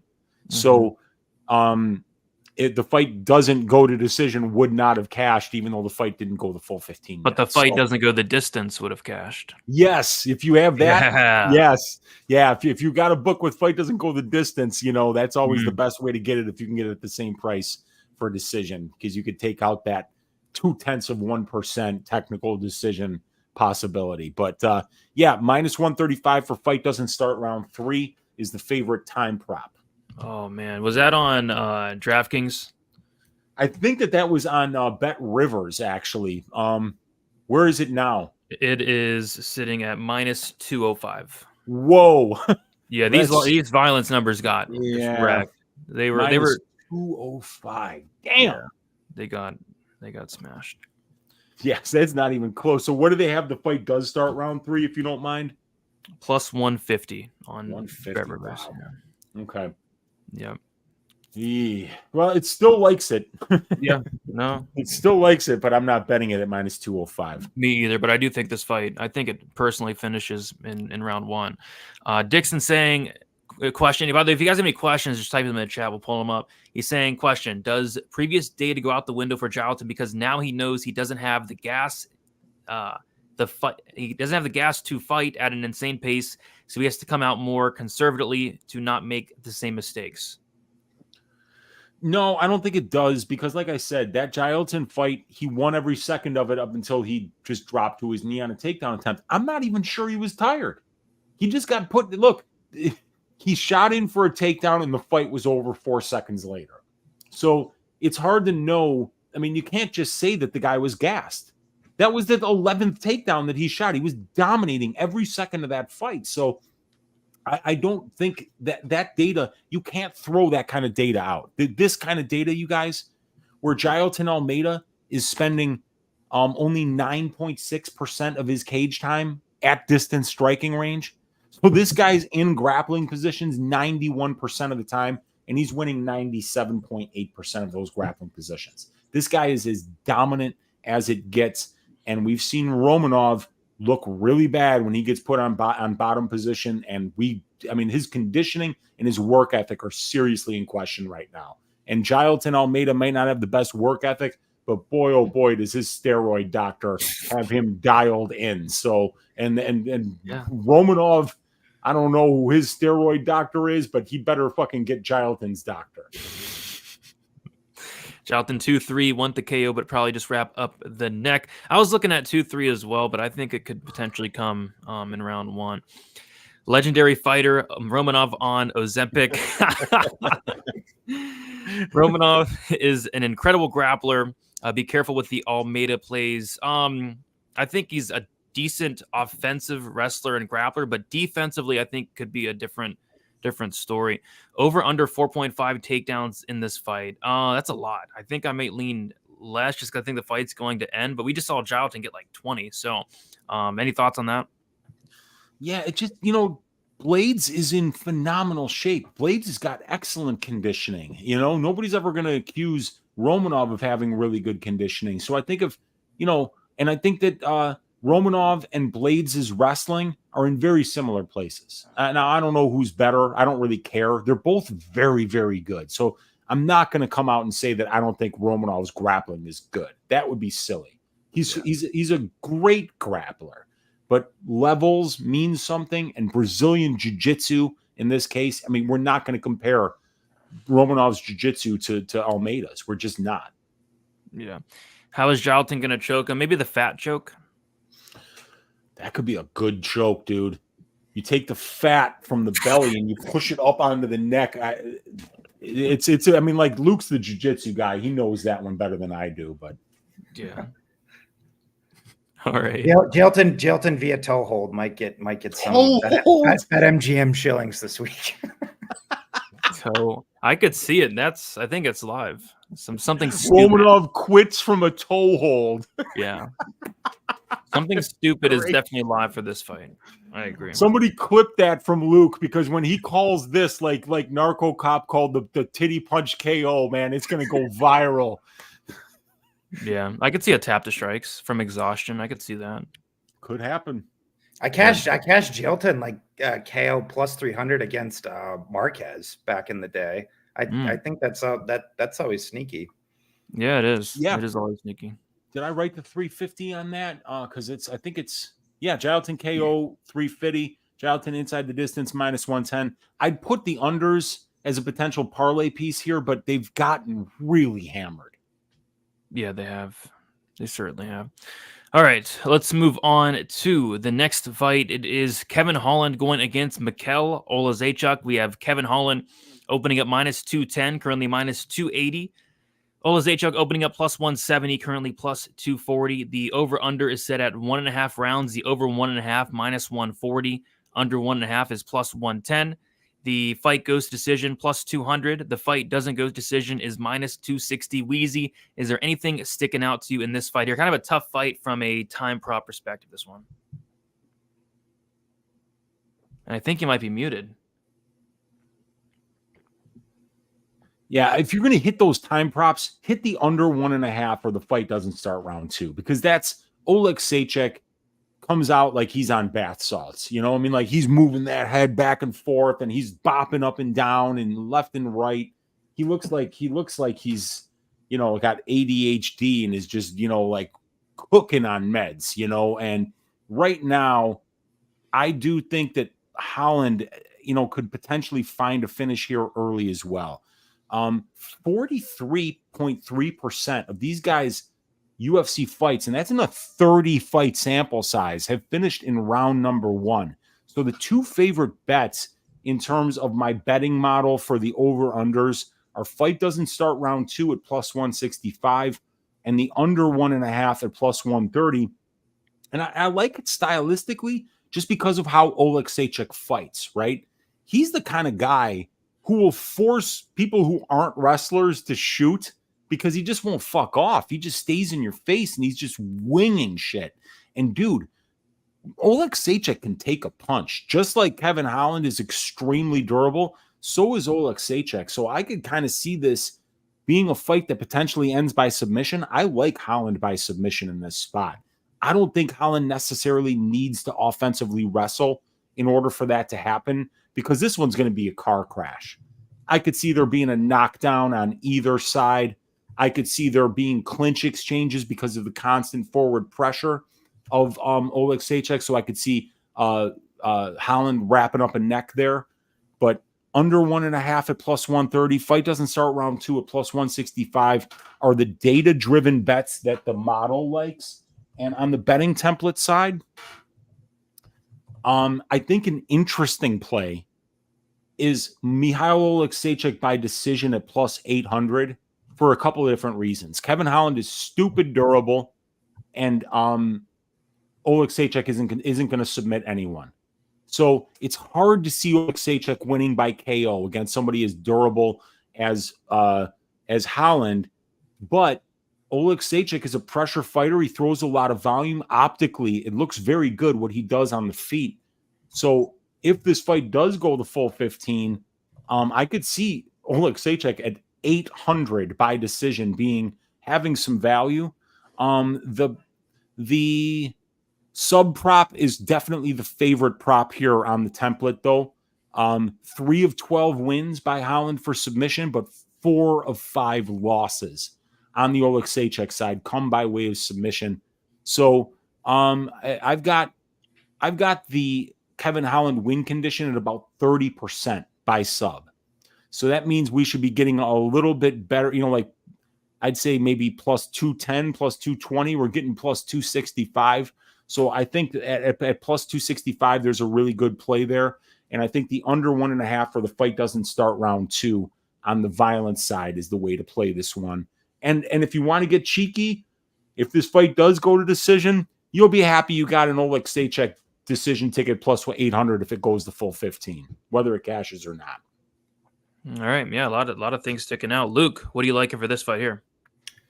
Yeah, I'm kind of with Wheezy. I think, you know, a Holland club and sub here is pretty live and pretty on the table. However, I'm not like in love with the Holland inside the distance number personally. But to Wheezy's point, and from like a sneaky prop, like not only that Michal by decision at 8-1, but his decision only prop is plus 215.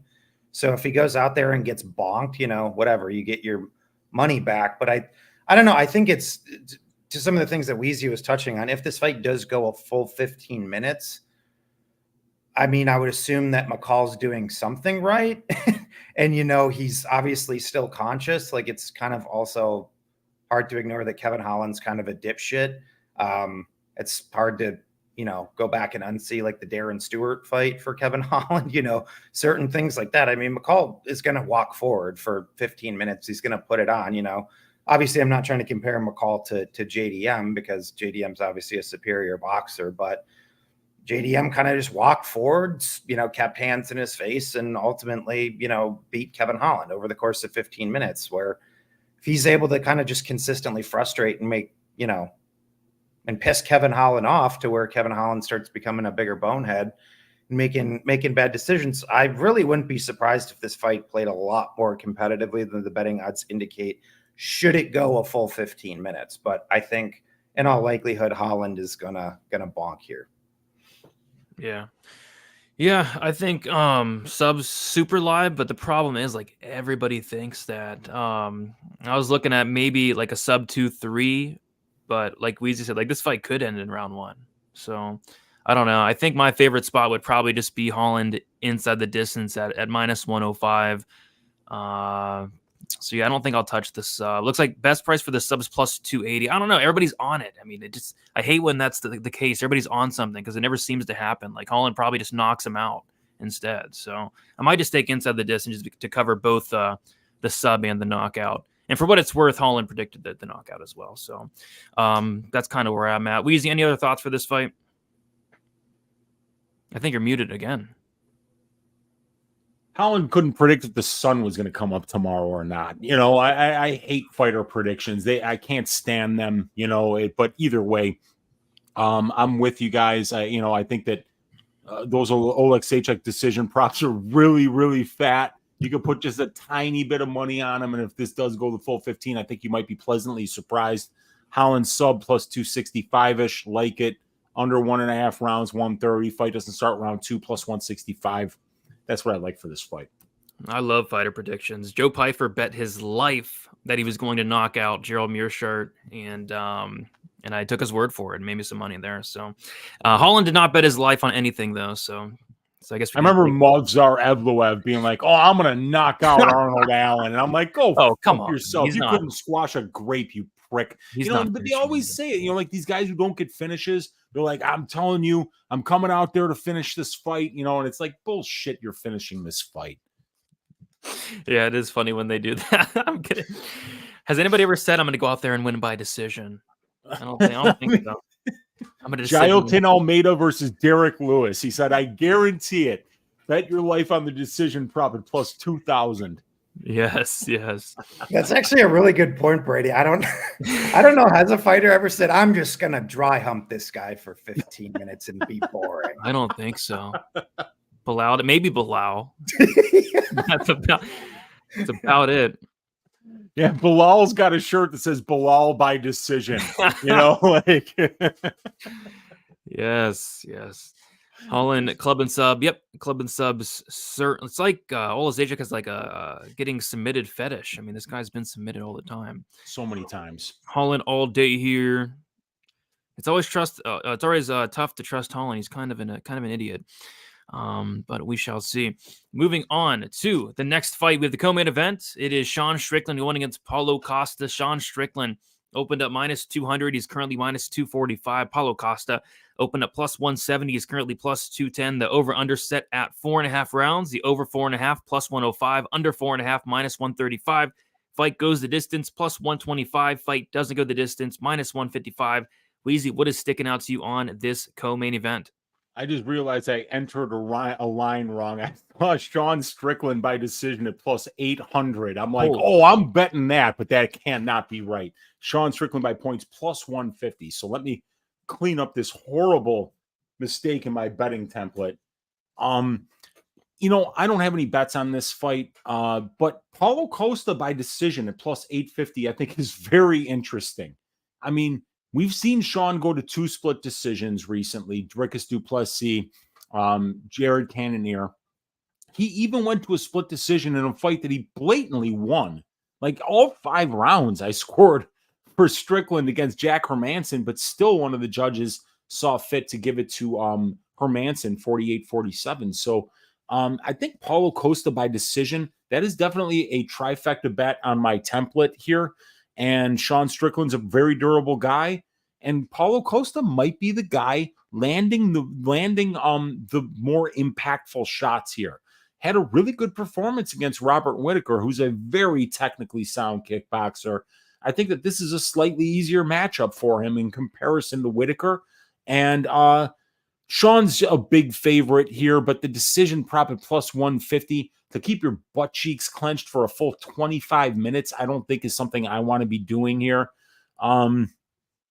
There's really nothing sticking out on the Strickland side. So I think you got to, if you want to find something that's got some value, you got to take the other side here, maybe go Paulo Costa by decision, but I don't love that either. Yeah, looks like Ozzy saying Costa decision is 12-1 on Sports Bet Australia. That's a big number, dude. That's a Sean good, Strickland's fights have went to decision 6 out of 7 times in his 5-round fights. So I think that that's something that you really got to keep in mind. The over 2.5 minus 177 is one that the prop template likes a lot. A lot of the overs it definitely likes for this fight. Yeah, it makes sense. Luke, what do you like in here? Yeah, no hot take. I kind of think Strickland wins a decision here.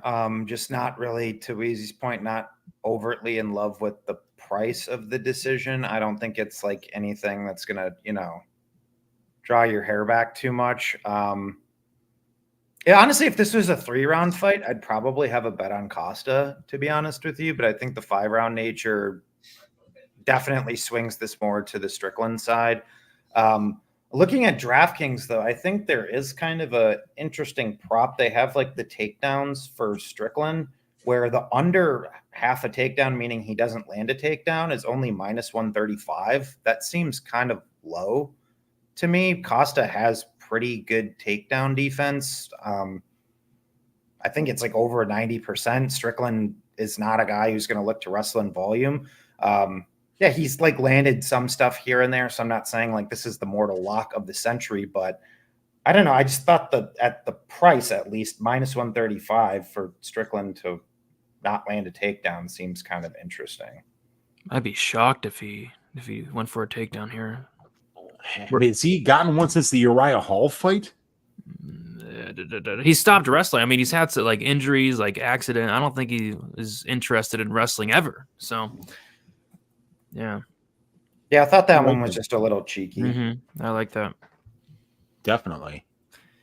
And and I parlayed that over 2.5 at minus 160 earlier in the week with, I believe, the under 2.5 in the Romanov Almeida fight. So I got plus 150 on that parlay. I was really shocked that I got that good of a number, for violence in that fight, and then the over in a Strickland fight. So that's what happens when DraftKings steps up and releases lines early. They do a great job. They do a great job. They do a phenomenal job. I wish they would get their lines to market first more often.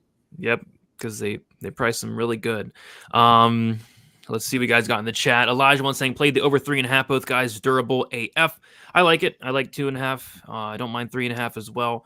Those dirty, corrupt judges love robbing Sean. Yeah, there's been some fights where it's like I thought Sean won and he lost time and time again. That's why the cost at like 12-1 decision would be very interesting. I like Costa to win. Daz bet the Costa money line. And Costa can miss every big punch, but if it looks big and scary doing it, the judges will. Yeah. Could. The crooked, blind, corrupt judges. All right, guys, it is time for the main event. If you guys have not already, be sure to like the video, subscribe to the channel, check out the description. You'll see the link for probability. Me and Weezy go live every Wednesday. And yeah, we have Islam Makhachev going against Dustin Poirier. We got Islam opened up minus 600. He's currently minus 650. He got all the way to minus 750 at one point. And then Poirier opened up plus 425. He got all the way to look like plus 550. And he's now back to plus 475. The over-under is set at 2.5 rounds. The over 2.5 plus 150. The under 2.5 is minus 180. The fight goes to decision plus 375. The fight doesn't go to decision is minus 550. Weezy, what is sticking out to you here on this main event? Let's see here. I mean, the problem that I'm having here is that I really like how these things are priced in terms of the violence props. I think that they could be really good parlay pieces. Makhachev's fights have finished under 3.5 rounds 3 of 5 times, and for Poirier, it's 10 of 12. So you're talking about 76%. And, I really think that Poirier could land a knockout here. And I think that Islam can win this fight, obviously, however he wants to. But the poor takedown defense, the penchant for giving up his back, I mean, it's really easy to see Islam by submission. But Islam by KO at plus 250 is the favored bet on my template because Poirier's been submitted in 2 of 4 losses in 5-round fights, but he's also been knocked out in 2 of 4 losses. And it's the same thing for Makhachev. 2 of 5 wins inside the distance in 5-round fights by knockout, 2 of 5 by submission. So by that data alone, we should be looking at a knockout price that's very similar to the submission price, but really you're getting the submission at plus 100 and you're getting the knockout at plus 250. Ground and pound is absolutely an option here. So I think the knockout prop is the prop that has more value on it. But I also think that Makhachev inside the distance and minus 250, you could parlay that. 4 of 5 wins inside the distance for Makhachev in 5-round fights, and all 4 of Dustin Poirier's losses in 5-round fights come inside the distance. And it's just so easy to see Islam taking this dude down and just dominating. Yeah. Where's it minus 250 for that Islam inside the distance? That was what I saw when I filled this in. I don't know where it is now. What are you guys seeing? I'll take a look. But Luke, while I do that, Luke, what do you like for the main event? Anything? I think the ITD prop, at least at DraftKings for Makhachev, is minus 280 right now. Minus 280. Okay. I've got minus 310 on Bet Online. So let me put minus 280 into the template here. I mean, it still loves it. And it likes that KO. If we can still get KO at plus 250, that's not a bad look. What do we got here? Makhachev by KO plus 315? Is that right? 350 on Bet Rivers. Whoa. And the submission is plus 100? Depends on the book. Okay, but it's around there, right? Yeah, plus 105 best price, it looks like. Okay, yeah. So, I mean, data-wise, it likes the KO much better. The implied probability of the KO line, 22%. Implied probability of the sub line, 50%. So you're getting a lot more on the KO, and you could just hope for ground and pound. And guess what? Islam's got good striking, too. Yeah. Luke, what were you saying? Oh yeah. Yeah, I don't mind the shots at the KO, honestly. I'm not a huge fan of like the prices, so you'd kind of have to, if I was doing round props and I was trying to get more dicey with them, I would just take like round 2, round 3 sub, which is like 500 and 900, I think. Once again, not great for round props, but I guess that's probably what I would do. I don't know. It's a fight kind of to what Weezy said earlier. I just think a lot of stuff is priced okay. I obviously heavily favor not heavily necessarily, but the submission over the KO just because Dustin gives his back like it's his job. So it really shouldn't be that difficult. But didn't Makhachev finish positionally TKO Bobby Green, or was that a sub? Yeah, he did. No, it was a KO. It was a KO. Yeah. So I think he could get on top of Dustin and just kind of get him in a spot where he might not be able to get out of. So, I mean, I'm not laying minus 120 on a sub prop. I don't really care. Like, that's just not really in my Rolodex of doing stuff. Said if you want to take the sub, I would get greedy with the 2-3 rounds to try to make that price a little fatter. If not, just maybe look towards the KO. Yeah, Dixon really wanted me to bring this up. Islam potential staff. Is that bad? Because like that's how my legs look all the time. I'm not a doctor. Not funny, dude. I don't know why you're laughing. Maybe that's the hole where they stick in the Russian Flintstone vitamins. There we go. That's why we bring Luke on for those kind of angles, man. Yeah, that could be a problem. I mean, when you're laying minus 700 and then you see people like, oh, Islam might have staff. That's the kind of shit that like you might just say, you know what, quarter unit, Poirier money line, let's just hope he slips on a banana peel, because there's obviously a lot of value on the Poirier props. Whenever you're plus 500, the submission plus 2,200, the decision plus 1,600, the KO plus 700. So there's some interesting numbers there if you feel like, hoping for the banana peel, but I think that Islam should win this.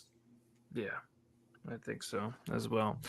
Islam does not have OnlyFans. At least I would certainly hope not, but you never know nowadays.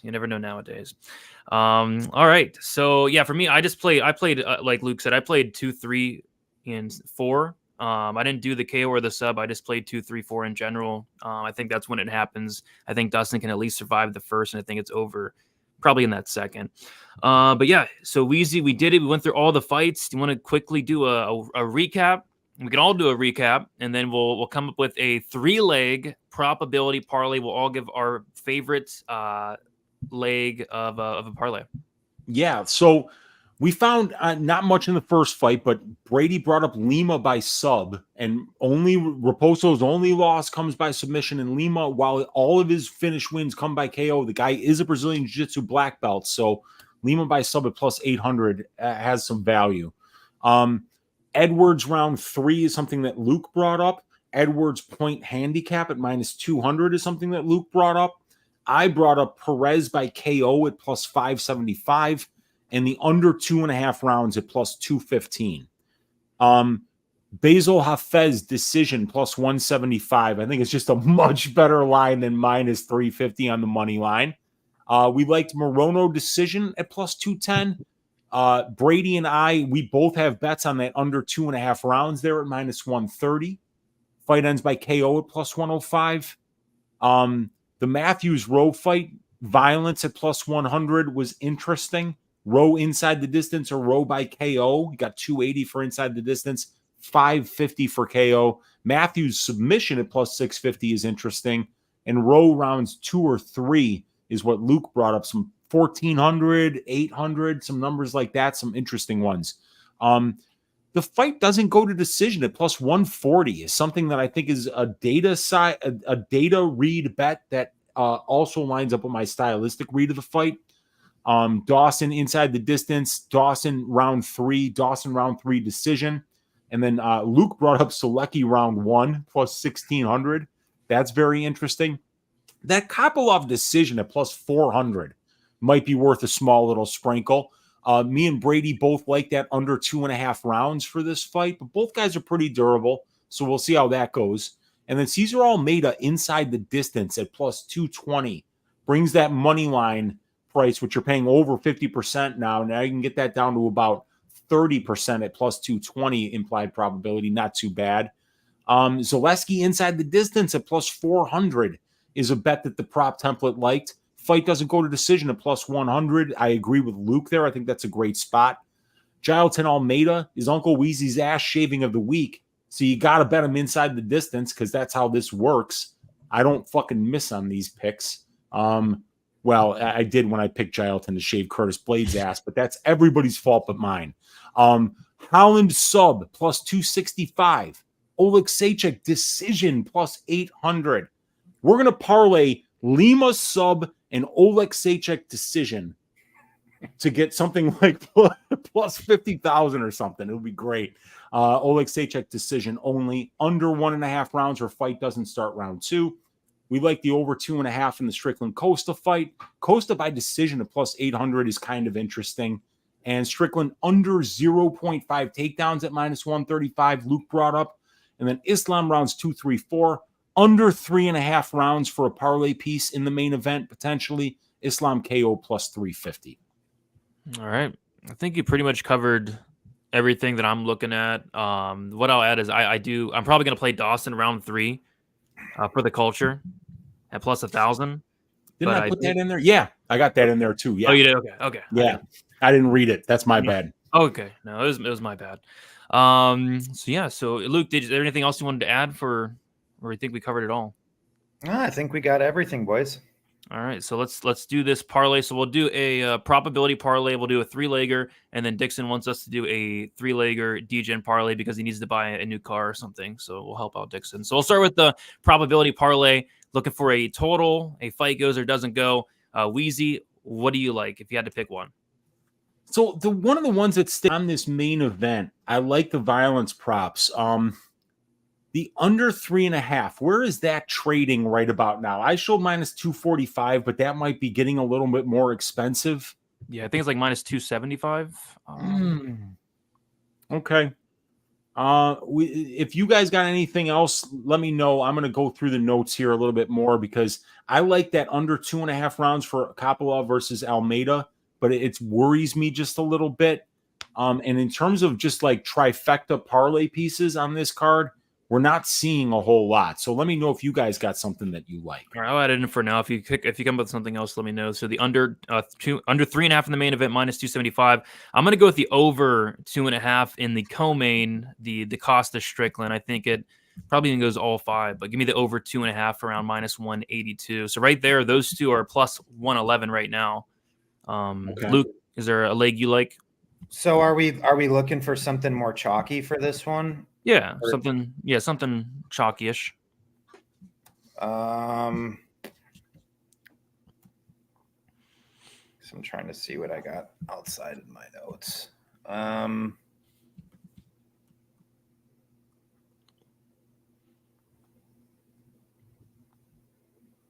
Honestly, I mean, it's not really chalky, but I was just going to give out the doesn't go in Brown and Zaleski. That's kind of one of my favorites. Yeah, let's fatten this thing up because I like that bet too. Yeah, well, let's see. Plus 100. Yep, so that'll come out to plus 327 for those three.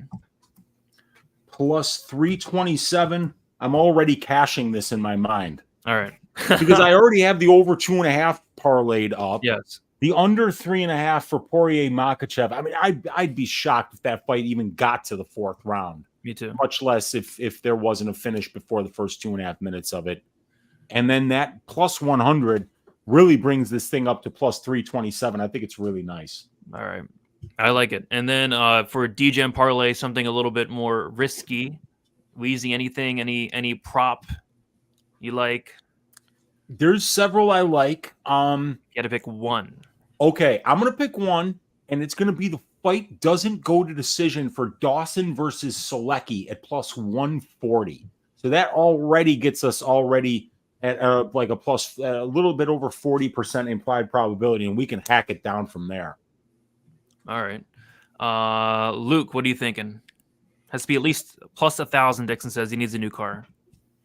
Okay, what was the number you just gave out, Wheezy? Dawson Solecki, fight doesn't go at plus 140. Okay, so we got to get over 1,000 here. I think they have DraftKings. If you wanted to fatten it up, I think DraftKings has Bassil Hafez by unanimous decision at plus 215. Bassil Hafez,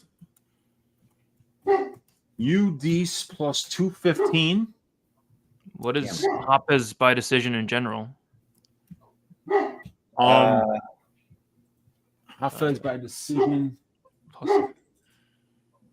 plus 170. Okay. I'm just trying to fatten it up for the purposes of plus 1,000. Oh, it'll be plus 1,000 because I was going to give something a little crazier. Okay. I was just going to do Holland. I'm thinking Holland sub in there. Holland sub? Yeah, which that's plus 280. Plus 280. And what does that come out to? 22.19. So it's even better, Dixon. Plus 22.19. Dawson Solecki fight doesn't go to decision. Bassil Hafez by unanimous decision. Holland sub. I love it.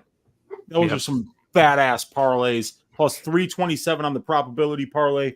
Plus 22.19 on the DGen parlay. Ladies and gentlemen, we do this every week. Subscriber-only content. Uncle Wheezy's Patreon. My guy Luke's on the Patreon. My guy Brady's been getting all the Patreon information for years because he's the one that set me up in this business. Why don't you guys join us, man? We're putting together these betting models every week. You get access to all the stats here. the matchup stats, the over-under betting model, the prop betting model, the individual stats for each fighter. You get all my picks. You get all my fight write-ups. Dude, check out this insane amount of fight write-ups here. This is 32 pages of fight write-ups that I send out to all my Patreon members, no matter what tier you're on. So fight write-ups, fight stats, all the tracked bets, all the betting models, $25 a month. And in addition to that, you get all the subscriber-only content. Join the Patreon. It's in the link of the description of this video, and you're going to get access to this phenomenal show every single week that there's a UFC card. Yeah, love this show. And Dixon saying it scares me a KO. If you just take Holland inside the distance in general, the parlay is plus 1,091. So perfect. There you go. That's what you wanted anyway, Dixon. So just take the inside the distance, you get a plus 1,000. All right, and then so I'm gonna kick it to you, Luke. Luke, I'll let the people know where they can find you. Yeah, thanks for having me on, boys. Like I said, always fun chopping it up with you. Hopefully, we can set something up in the near future. I am back in the DraftKings streets now, so nice. I don't know if there's anything coming down the pipe with the new DraftKings show. I'd be happy to throw my name back in the hat there too, potentially. Yeah. But yeah, you guys can check me out, sparringwithreality.com. That's where I put up bets and content. I do some stuff for Brett Apley over at Establish the Run in their DFS site over there with some matchup breakdowns. And then, yeah, just Twitter, SWR_betting, pretty active on there. Like to post some funny shit. Yeah, thanks for having me on, boys. Yeah, really appreciate you for being here, Luke. Appreciate it a ton. Elijah was saying, you knew DK show. Yeah, I'm sure we'll come up with something. I'll come up with something in the next couple of weeks, but nothing this week, unfortunately. Maybe bring something back for like UFC 303. It'll be in the works. So, but yeah, that's all I have. Any final thoughts, Weezy, or you think we got everything? I think we got everything here, man. I've got a lot of bets on this card, and I'm really glad we got to chop it up. I'd like to thank Luke for joining us this week, and I'm going to be trying to get cappers on this show every single week so that we can not only, hear from me and Brady, that you hear from us on Stat Figures every week, but get really great cappers like Luke, who's been a plus EV better for the longest time, one of the top cappers in the entire community. So thanks for joining us, man, taking 2 hours out of your Wednesday night to chop up these fights with us. Let's stack cash tickets like flapjacks for UFC Vegas or for UFC 302. Newark, New Jersey. Stand up.